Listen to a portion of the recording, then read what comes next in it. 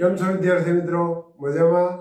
તો ફરી પાછા આપણે જ્યારે વિડિયો લેક્ચરના માધ્યમથી મળ્યા છીએ તો મિત્રો આજે ઉષ્માગતિશાસ્ત્ર જે ચેપ્ટર ચાલે છે એનો વિડિયો લેક્ચર નંબર 7 એની અંદર હવે આપણે પ્રશ્ન આવે છે આગળ આપણે જે પ્રમાણિત સર્જન એન્થાલ્પી એના વિશે આપણે અભ્યાસ કરીએ અને એના સમીકરણો છે એની ગણતરી વિશે આપણે અભ્યાસ કર્યો હતો અને બીજી એક વસ્તુ તમને કહેવાની કે આપણે જે પ્રમાણિત સમીકરણ જે આપણે ટોપિક જોયો પ્રમાણિત સર્જન એન્થાલ્પી એ જે આપણે ટોપિક જોયો એ ટોપિકની અંદર એક એક્ઝામ્પલ છે CaCO3 નું.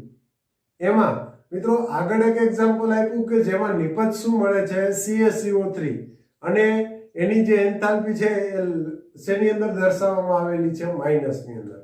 પરંતુ ટેક્સ્ટ બુક ની અંદર એના પછી જે એક એક્ઝામ્પલ આપ્યું છે એ એક્ઝામ્પલ ની અંદર દર્શાવ્યું છે કે CaCO3 માંથી નિપજ શું મળે છે એ શું છે પ્રક્રિયક છે અને નિપજ શું મળે છે CaO + CO2.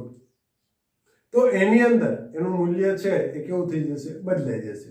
જો કે હમણાં એનું મૂલ્ય ટેક્સ્ટ બુક ની અંદર સેમ આપ્યું છે ધન આપ્યું છે ને આપણે શું વિચારવાનું છે કે જે આ CaCO3 છે એની અંદરથી શું બને છે CaO અને CO2 આ વસ્તુ બને છે એટલે એનું મૂલ્ય કેવું થઈ જશે ધન થઈ જાય. એ હમણાં પાછું આપણે આ જ ટોપિકની અંદર જોઈએ પરંતુ અત્યારે હવે આપણે શરૂઆત કરીએ કે ઉષ્મા રાસાયણિક સમીકરણ એટલે શું, કોને કહેવાય ઉષ્મા રાસાયણિક સમીકરણ, એના વિશે આપણે હવે અભ્યાસ કરવાનો છે. જો સમજો પ્રશ્ન શું છે તો કે ઉષ્મા રાસાયણિક સમીકરણ કોને કહેવાય, ઉષ્માનું રાસાયણિક સમીકરણ કોને કહેવામાં આવે છે તો કે જે સમીકરણ જે આ કોઈ પણ એક સમીકરણ છે એ કેવું હોય સંતુલિત હોય, કેવું હોય સંતુલિત હોય અને એની પાછળ જો એની એન્થાલ્પી દર્શાવવામાં આવતી હોય, એની એન્થાલ્પી દર્શાવવામાં આવતી હોય તો એને શું કહેવાય, એને શું કહેવાય ઉષ્મા રાસાયણિક સમીકરણ કહેવાય.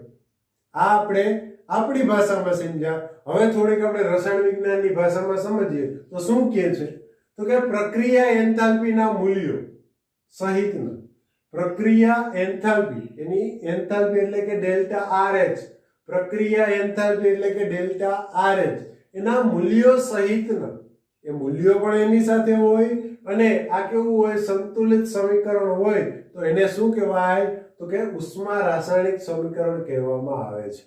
શું કહેવામાં આવે છે ને ઉષ્મા રાસાયણિક સમીકરણ. ટૂંકમાં જે સમીકરણ સાથે એની પ્રક્રિયા એન્થાલ્પી દર્શાવેલી હોય એટલે કે ડેલ્ટા RH નું મૂલ્ય દર્શાવેલું હોય, પ્રક્રિયા એન્થાલ્પી ની અંદર બધી આવી જાય, ડેલ્ટા RH આવી જાય, ડેલ્ટા VAP આવી જાય, આ બધા જે મૂલ્યો છે એ બધા જો એની સાથે દર્શાવેલા હોય એવું એના મૂલ્યો દર્શાવેલું એની પ્રક્રિયા કરવા માટે એન્થાલ્પીનો જે ફેરફાર દર્શાવેલો હોય કે ભાઈ એને તમારે એન્થાલ્પી આપવી પડી છે કે એન્થાલ્પી એમાંથી મળશે, આ જે વસ્તુ દર્શાવેલી હોય અને આ જે સમીકરણ છે કેવું સંતુલિત અવસ્થામાં હોય તો એવા સમીકરણને શું કહેવામાં આવે છે ઉષ્મા રાસાયણિક સમીકરણ કહેવામાં આવે છે. શું કહેવામાં આવે છે ઉષ્મા રાસાયણિક સમીકરણ. એનું એક એક્ઝામ્પલ લખેલું છે મિત્રો અહીંયા કે C2H5OH + 3CO2 આ બંનેને મિક્સ કરો તો શું બનશે 2CO2 અને 3H2O બનશે. શું બનશે 2CO2 અને 3H2O. રેડી? તો એની પ્રક્રિયા એન્થાલ્પી કેટલી છે -1367 કિલોજૂલ પ્રતિ મોલ. બીજી વસ્તુ કે આ એન્થાલ્પી છે એ કયા એકમની અંદર દર્શાવવામાં આવે છે તો કે કિલોજૂલ પ્રતિ મોલ ની અંદર દર્શાવવામાં આવે છે. શેમાં દર્શાવવામાં આવે છે કિલોજૂલ પ્રતિ મોલ ની અંદર. હવે જોઈએ કે આ સમીકરણ છે ઉષ્મા રાસાયણિક સમીકરણ છે કે નહીં તો આ છે રાસાયણિક સમીકરણ છે સંતુલિત છે. જોઈએ ચેક કરીએ. આ બાજુ કાર્બન કેટલા છે 2, આ બાજુ કેટલા છે આ બાજુ 2, હાઇડ્રોજન કેટલા છે આ બાજુ 5 છે, કેટલા છે 5, કેટલા છે હાઇડ્રોજન 5 અને આ 6. તો આ બાજુ હાઇડ્રોજન કેટલા છે 3 2 ને 6. રેડી? આ બાજુ ઓક્સિજન કેટલા છે 6 ને 7, અહીંયા પણ કેટલા છે 3 ને 4, 2 4 ને 3 7. રેડી? એટલે આ સમીકરણ છે કેવું છે સંતુલિત અવસ્થામાં છે અને પાછળ એની જે પ્રક્રિયા એન્થાલ્પી છે એ પણ શું છે દર્શાવેલી છે. એ પણ શેમાં દર્શાવેલી છે કિલોજૂલ પ્રતિ મોલમાં. એટલા માટે આપણે આને કહી શકીએ કે આ શું છે? ઉષ્મા રાસાયણિક સમીકરણ છે. શું છે? ઉષ્મા રાસાયણિક સમીકરણ છે. રેડી? હવે આપણે થોડાક આની અંદર વધારે ઊંડા ઉતરીએ તો કે આ જે ઉષ્મા રાસાયણિક સમીકરણ છે એની અંદર જે આગળ આ મૂલ્યો દર્શાવેલા છે, આ જે મૂલ્યો દર્શાવેલા છે એ શું દર્શાવે? તો કે એ એના મોલ દર્શાવે. શું દર્શાવે? એના મોલ. એનો મતલબ શું થાય? તો કે C2H5OH સાથે 3 મોલ જો ઓક્સિજન લઉં અને પછી આ બંનેને મિક્સ કરું તો મને શું મળશે? 2 મોલ CO2 મળશે અને 3 મોલ શું મળશે? H2O મળશે. શું મળશે? H2O મળશે. રેડી? આ એને શું દર્શાવવામાં આવે છે? એના મોલ દર્શાવવામાં આવે છે.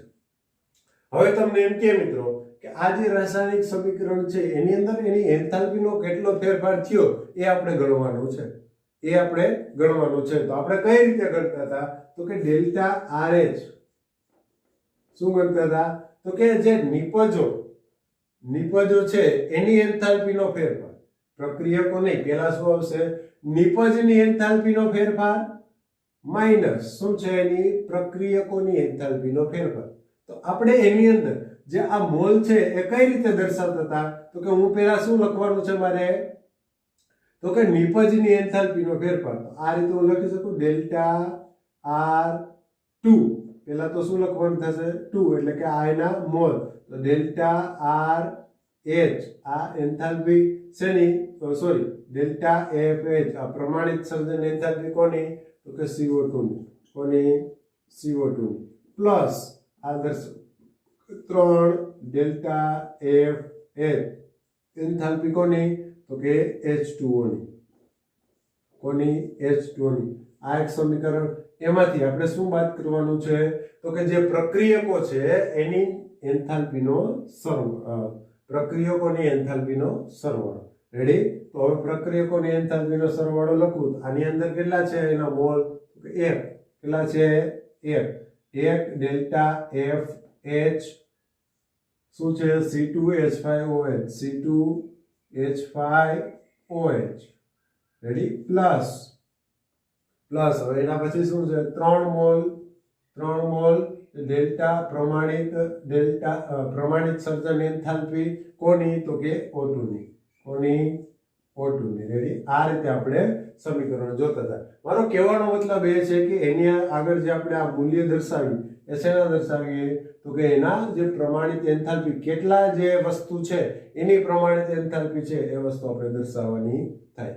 તો એના જેવું જ મિત્રો હજી આપણે એક બીજું એક્ઝામ્પલ લઈ લઈએ કે ધારો કે આ એક એક્ઝામ્પલ છે. તો આની ગણતરી કઈ રીતે કરવી? કે 1/2 Fe2O3 પ્લસ 3/2 H2.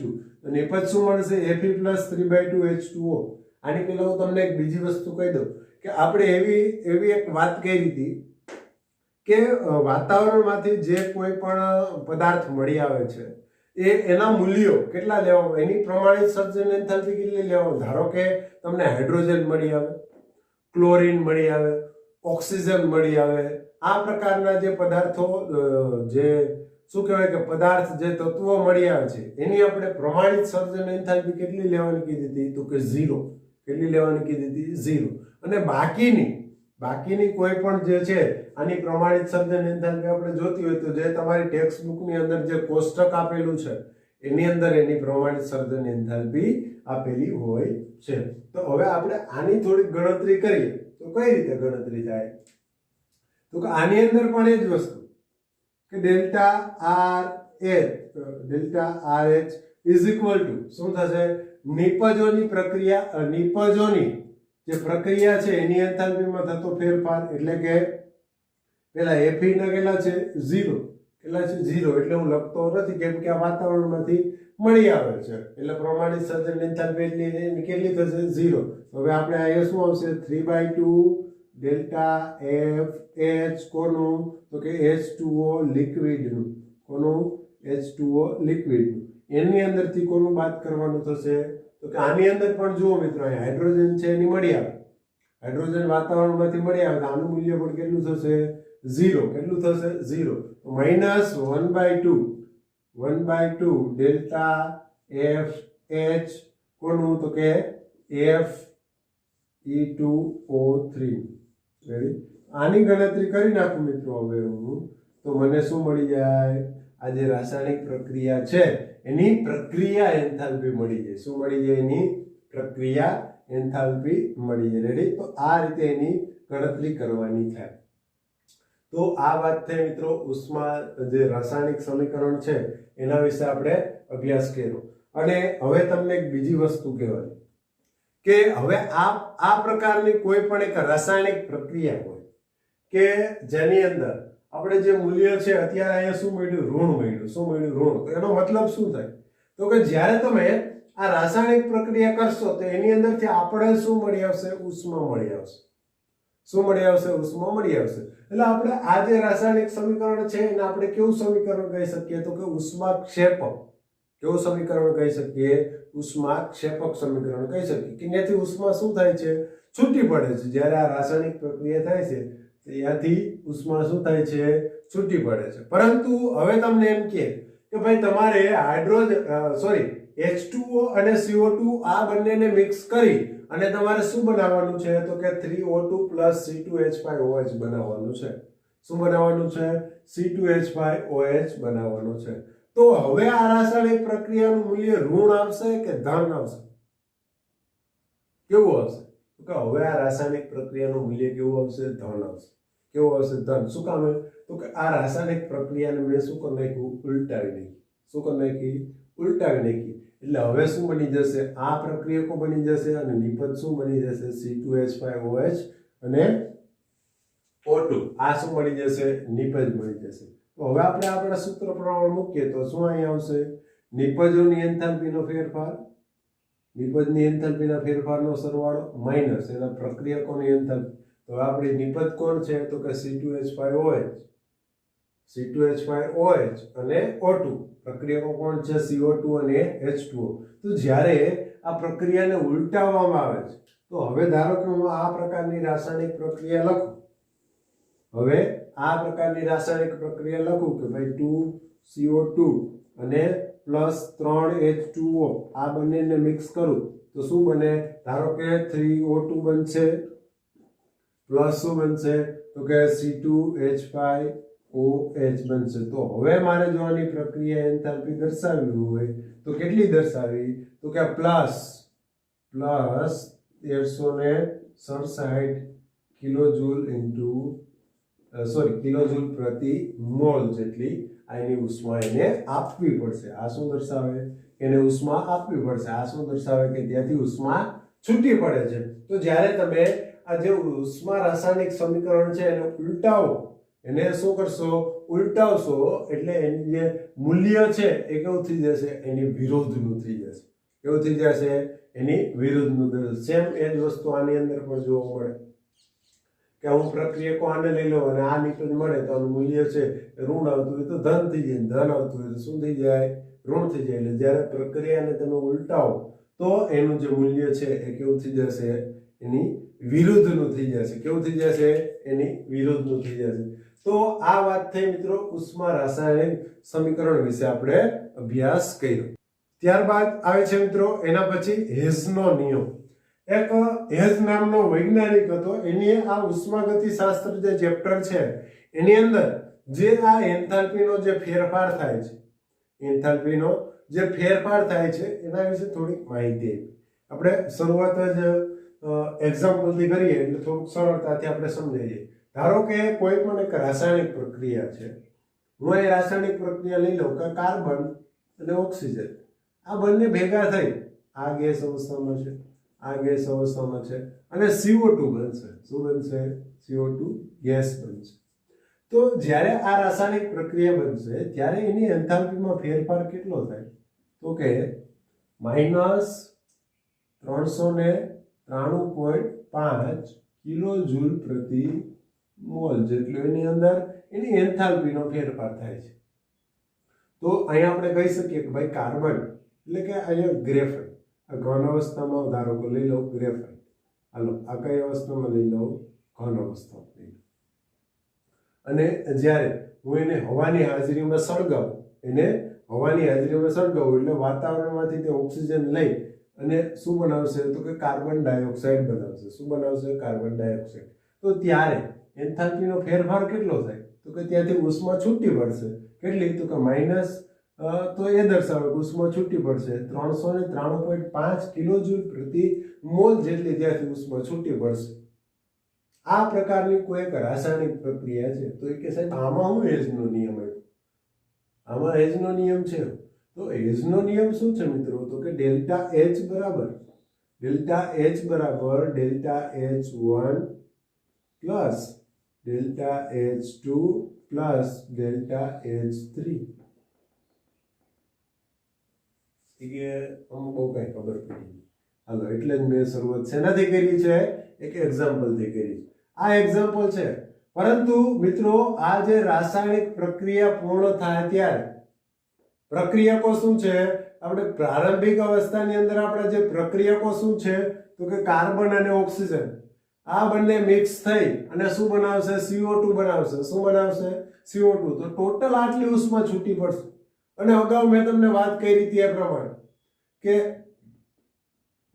આપણે પ્રણાલીની છે એ પ્રારંભિક અવસ્થા અને અંતિમ અવસ્થા વિશે જ અભ્યાસ કરવાનો છે. એની વચ્ચે હું થાય હું નહીં એનાથી કઈ મતલબ છે નહીં. પરંતુ આ ભાઈ જરા ઊંડા ઉતરી ગયા કે ભાઈ તમે એમ કહી દો એમાં અમને મજા આવે નહીં. એટલે આ ભાઈ થોડી ખરી કહી. આ એક ઉદાહરણ લીધું કે ભાઈ કાર્બન અને ઓક્સિજન, હું ગ્રેફાઇટ ને હવાની હાજરીમાં સળગાવું તો સ્વાભાવિક વસ્તુ CO2 બને અને ત્યાંથી ઉષ્મા છૂટી પડે. પરંતુ એની એવું કીધું કે ભાઈ આની અંદર આ ડાયરેક્ટ CO2 બળી જતો નથી. તમે જ્યારે ગ્રેફાઇટ ને સળગાવો છો અથવા તો કોલસાને સળગાવો છો તો એની અંદરથી જે ધુવાળો નીકળે એ ડાયરેક્ટ CO2 બનતો નથી. તો કેમ બને? જોઈએ તો કે આ કાર્બન છે, પેલા તો જે વાતાવરણમાં ઓક્સિજન છે એ O2 સ્વરૂપે હોતો નથી. કયા સ્વરૂપે હોય છે? તો કે 1/2 O2 સ્વરૂપે હોય છે. કયા સ્વરૂપે હોય છે? 1/2 O2 સ્વરૂપે. એટલે પેલા જે આ કોલસો છે, આ જે ગ્રેફાઇટ છે એ 1/2 O2 સાથે રાસાયણિક પ્રક્રિયા કરી અને શું બનાવશે? CO બનાવશે. શું બનાવશે? કાર્બન મોનોક્સાઇડ બનાવશે. શું બનાવશે? પેલા કાર્બન મોનોક્સાઇડ બનાવશે. તો જ્યારે આ બંને રાસાયણિક પ્રક્રિયા કરશે ને અને જે CO બનાવશે ને તો ત્યારે એન્થાલ્પી કેટલી થશે? એટલે કે ડેલ્ટા H1. આ પહેલી રાસાયણિક પ્રક્રિયા થઈ એની અંદર. તો ત્યારે કેટલી ઉષ્મા છૂટી પડશે? તો કે -110.5 કિલોજૂલ પ્રતિ મોલ જેટલી ઉષ્મા ત્યાંથી છૂટી પડશે. પહેલા શું બનશે? CO બનશે. ત્યારબાદ હવે આ CO છે એ ફરી પાછો વાતાવરણનો ઓક્સિજન સાથે એટલે કે 1/2 O2 સાથે રાસાયણિક પ્રક્રિયા કરી અને શું બનાવશે? CO2. હવે ગેસ બનાવશે. હવે શું બનાવશે? CO2 બનાવશે. શું બનાવશે? CO2. તો હવે આ જે બીજી રાસાયણિક પ્રક્રિયા છે ને મિત્રો, એને આપણે ડેલ્ટા H2 કહીએ કે એની અંદર પ્રક્રિયાનો એન્થાલ્પી ફેરફાર કેટલો થયો? તો કે -283.0 કિલોજૂલ પ્રતિ મોલ જેટલો એની અંદર ફેરફાર થયો. એટલે એનો કહેવાનો મતલબ શું હતો? તો કે આ જે તમે પહેલી રાસાયણિક પ્રક્રિયા કરશો ને ત્યારે આટલી ઉષ્મા છૂટી પડશે. ત્યારબાદ એની અંદરથી આ જે કાર્બન મોનોક્સાઇડ છે એ ફરી પાછો વાતાવરણના ઓક્સિજન સાથે રાસાયણિક પ્રક્રિયા કરી અને શું બનાવશે? CO2. તો આ જ્યારે આ બીજી રાસાયણિક પ્રક્રિયા કરશે ને ત્યારે એન્થાલ્પીનો ફેરફાર કેટલો થશે? -283.0 કિલોજૂલ પ્રતિ મોલ જેટલો ફેરફાર થાય. એનો કહેવાનો મતલબ એ છે કે આ જે રાસાયણિક પ્રક્રિયા છે એની અંદર બે રાસાયણિક પ્રક્રિયા થાય. તો આપણે જે એન્થાલ્પી ફેરફાર લખેલો છે ને તો આ બંને રાસાયણિક પ્રક્રિયાના એન્થાલ્પીના ફેરફારના સરવાળા જેટલો થાય.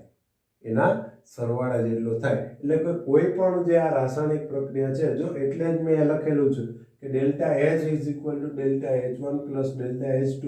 કોઈ રાસાયણિક પ્રક્રિયા એવી હોય કે જેની અંદર બે અથવા તો બે થી વધારે રાસાયણિક પ્રક્રિયા થતી હોય તો ત્યાં હવે ડેલ્ટા આપણે આ રાસાયણિક સમીકરણ છે એની અંદર મારે હવે એન્થાલ્પી ફેરફાર જો ગણવો હોય તો કઈ રીતે ગણી શકું? તો કે delta H = delta H1 plus delta H2. એટલે કે એનો સરવાળા જેટલો થાય. તો ડેલ્ટા H1 કેટલો છે? તો કે -110.5 પ્લસ ડેલ્ટા H2 કેટલો છે? તો કે -283.0.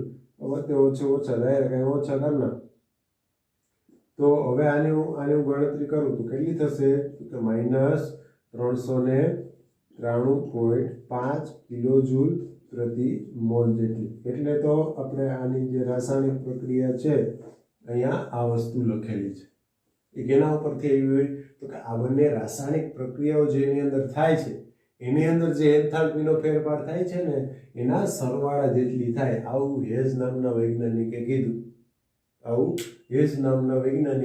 એટલે આને શું કીધું હતું? હેઝનો નિયમ. એટલે કે હેઝનો નિયમ શું છે તો કે એન્થાલ્પી ફેરફાર છે એની અંદર થતી જે રાસાયણિક પ્રક્રિયાઓ છે કે જે અર્ધ રાસાયણિક પ્રક્રિયાઓ છે આપણા માટે કેવી છે? અર્ધ. કેમ કે આપણે શું જોઈએ? CO2. પહેલા શું બનશે? Carbon monoxide. કાર્બન મોનોક્સાઇડમાંથી ફરી પાછું બીજી રાસાયણિક પ્રક્રિયા થઈ અને શું બનશે? કાર્બન ડાયોક્સાઇડ બનશે. શું બનશે? કાર્બન ડાયોક્સાઇડ બનશે. તો આ જે રાસાયણિક પ્રક્રિયા થઈ, આ રાસાયણિક પ્રક્રિયા છે એ રાસાયણિક પ્રક્રિયાની અંદર જેની એન્થાલ્પી છે એની ફેરફારનો શું થાય છે? સરવાળો થાય છે. ત્યારબાદ આપણે શું મળે છે? એની રાસાયણિક પ્રક્રિયા એન્થાલ્પી એની મળે છે કે એની અંદર જે એન્થાલ્પીનો ફેરફાર થાય છે એ મળે છે. રેડી? તો આ જે છે એને શું કહેવાય? હેઝનો નિયમ તરીકે ઓળખવામાં આવે છે. અને હેઝ નામના વૈજ્ઞાનિકે કીધું એટલે આને કયા નિયમથી ઓળખવામાં આવે છે? હેઝના નિયમ તરીકે ઓળખવામાં આવે છે. તો આ વાત થઈ મિત્રો હેઝના નિયમ વિશેની વાત કરી આપણે. ત્યારબાદ એના પછી મિત્રો આવે છે દહન એન્થાલ્પી. શું છે? દહન એન્થાલ્પી અથવા તો દહનની પ્રમાણિત એન્થાલ્પી. આ રીતે પણ એને કહી શકાય કે દહનની પ્રમાણિત એન્થાલ્પી. એની સંજ્ઞા શું છે તો કે ડેલ્ટા CH પ્રમાણિત. શું છે? ડેલ્ટા CH પ્રમાણિત. તો હવે આપણે જોઈએ કે ભાઈ આ દહન એન્થાલ્પી કોને કહેવાય? તો કે જ્યારે પણ કોઈ એક પદાર્થ, કોઈ એક મોલ પદાર્થ, જ્યારે કોઈ પણ પદાર્થ છે એ કેવું હોય? 1 મોલ જેટલું હોય. તો જ્યારે કોઈ એક મોલ પદાર્થનું દહન કરવામાં આવે છે ત્યારે જે એમાં એન્થાલ્પીનો ફેરફાર થાય છે એને શું કહેવાય તો કે દહન પ્રમાણિત એન્થાલ્પી કહેવામાં આવે છે. અને અહીંયા જે આપણે મિત્રો કોઈ પણ જે પ્રક્રિયકો લીધા છે અને જે નિપજો લીધા છે એ કોઈ એક ચોક્કસ તાપમાને કઈ અવસ્થામાં મળશે? આપણે પ્રમાણિત અવસ્થામાં મળશે. કઈ અવસ્થામાં મળશે? પ્રમાણિત અવસ્થામાં મળશે. તો હવે આપણે એનું એક્ઝામ્પલ જોઈએ. જો ફરી પાછા સમજીએ કોને કહેવાય? દહન એન્થાલ્પી. દહન એન્થાલ્પી કોને કહેવાય? તો કે જ્યારે કોઈ પણ એક પદાર્થનું શું કરવામાં આવે છે? દહન કરવામાં આવે છે ત્યારે જે એની અંદર એન્થાલ્પીનો ફેરફાર થાય છે એને શું કહેવાય? દહન એન્થાલ્પી કહેવાય. શું કહેવાય? દહન એન્થાલ્પી કહેવાય. અને આપણે પ્રમાણિત દહન એન્થાલ્પીની વાત કરીએ તો એની અંદર જ્યારે પણ તમે કોઈ એક પદાર્થ છે એ 1 મોલ લઈ અને તમે જેનું દહન કરો અને જે એન્થાલ્પી ફેરફાર જોવા મળે એટલે કે આપણે જેને ડેલ્ટા CH પ્રમાણિત વડે દર્શાવીએ તો એનું મૂલ્ય જે આપ્યું હોય એને શું કહેવાય તો કે એની અંદર થયેલું દહન કરવાથી જે એની ઉર્જામાં જે ફેરફાર થયો, એની એન્થાલ્પીમાં જે ફેરફાર થયો એને શું કહેવાય? ડેલ્ટા CH પ્રમાણિત કહેવાય. હવે એક તમને એક્ઝામ્પલ આપું કે C4H10 એટલે કે રાંધણ ગેસ. કયો ગેસ? રાંધણ ગેસ. એ હવાની હાજરીમાં હવામાંથી આ કેટલા મોલ છે? 1 મોલ છે. કેટલા મોલ છે? જોજો કેટલા મોલ છે? 1 મોલ. એ 13/2 ઓક્સિજન સાથે, વાતાવરણના ઓક્સિજન સાથે અને સરખા તાપમાન, બધાનું તાપમાન અત્યારે કેવું છે? અચળ છે. એમાં કઈ તાપમાનમાં ફેરફાર પડી ન જાય એટલી વાર. તો 13/2 ઓક્સિજન સાથે રાસાયણિક પ્રક્રિયા કરી અને શું બનાવશે? 4 મોલ CO2 બનાવશે અને 5 મોલ શું બનાવશે? H2O બનાવશે. શું બનાવશે? H2O. પરંતુ આ H2O છે એ લિક્વિડ સ્વરૂપે ગેસ સ્વરૂપે કે સાહેબ કે આપણે રાંધણ ગેસ સમજાવીએ ત્યારે કે પાણી તો નથી દેખાતી કે અમારે તો કોઈ પાણી ભેગું ન થયું કે, પરંતુ એ શેમાં ફેરવાઈ જાય છે? ગેસ અવસ્થામાં ફેરવાઈ જાય છે અને વાતાવરણમાં કયા સ્વરૂપે હોય જાય છે? વાયુ સ્વરૂપે હોય જાય છે. તો એની અંદર જ્યારે તમે 1 મોલ C4H10 ની રાસાયણિક પ્રક્રિયા 13/2 ઓક્સિજન સાથે કરાવો તો શું બનશે? 4 મોલ CO2 અને 5 મોલ શું બનશે? H2O. ક્યારે? તો કે 1 મોલ CH4H10 ને શું કરવું? દહન કરવું ત્યારે. શું કરવું? દહન કરવું ત્યારે. અને કેટલી ઉષ્મા છૂટી પડશે? તો કે 2658 કિલોજૂલ પ્રતિ મોલ જેટલી ઉષ્મા ત્યાંથી શું થાય છે? છૂટી પડશે. અને બીજી વસ્તુ કે એની સંજ્ઞા એક આ છે કે ડેલ્ટા CH પ્રમાણિત વડે દર્શાવવામાં આવે છે. અને આ જે દહન એન્થાલ્પી છે એ લગભગ મોટા ભાગે 99.99 કેસની અંદર આ દહન એન્થાલ્પી છે એ કેવી છે? ઉષ્માક્ષેપક છે. કેવી છે? ઉષ્માક્ષેપક. કે એની અંદરથી ઉષ્મા શું કરશે? છૂટી પડશે. શું કરશે? ઉષ્માને ત્યાંથી તે ઉષ્મા છૂટી પાડશે. રેડી? તો આ વાત થઈ એની દહન એન્થાલ્પી વિશે. અને બીજી વસ્તુ એક થોડીક વધારાની માહિતી મેળવી લઈએ કે અહીંયા આપણે શું લીધું હતું? 1 મોલ લીધું હતું, પરંતુ તમે જ્યારે એને 1 ગ્રામ લ્યો, શેમાં લ્યો? 1 ગ્રામ. કોઈ એક પદાર્થ છે 1 ગ્રામમાં લ્યો અને એની શું કરો? દહન એન્થાલ્પી મેળવો તો એનું મૂલ્ય છે એ શેની અંદર મેળવે છે? આપણે કેલરીની અંદર મળશે. શેની અંદર મળશે? કેલરીની અંદર મળશે. અને અહીંયા કેલરી બરાબર શું થાય? તો કે ડેલ્ટા CH પ્રમાણિતના છેદમાં એનું જે દળ છે. અહીંયા આ કેલરી બરાબર આવું થાય. ક્યારે આ વસ્તુ ક્યારે બનશે? તો કે તમે જ્યારે કોઈ પણ પદાર્થ લ્યો કે જેનું આપણે શું કરવાનું છે? દહન કરવાનું છે. એ પદાર્થ તમે કેટલો લ્યો? 1 ગ્રામ લ્યો ત્યારે એનું મૂલ્ય છે શેમાં દર્શાવવામાં આવે છે? કેલરીની અંદર દર્શાવવામાં આવે છે. અને કેલરી બરાબર શું થાય? તો કે ડેલ્ટા CH પ્રમાણિતના છેદમાં એનું દળ. એટલે ટૂંકમાં અહીંયા આપણે ડેલ્ટા CH પ્રમાણિત જ મેળવવાનું છે, પણ છેદમાં એનું શું મૂકવાનું થાય? દળ મૂકવાનું થાય. તો આપણે એનું મૂલ્ય શેમાં મળી જાય? કેલરીમાં મળી જાય. શેમાં મળી જાય? કેલરીમાં. તો આ વાત થઈ મિત્રો દહન એન્થાલ્પી વિશેની. તો આજના વિડિયો લેક્ચરમાં આટલું રાખીએ. હવે નેક્સ્ટ આના પછી જે એની આવી એન્થાલ્પી જુદા જુદા પ્રકારની જે એન્થાલ્પીના જે ફેરફાર છે એનો આપણે અભ્યાસ કરશું. તો ત્યાં સુધી દરેક વિદ્યાર્થી મિત્રોને જય શ્રી કૃષ્ણ.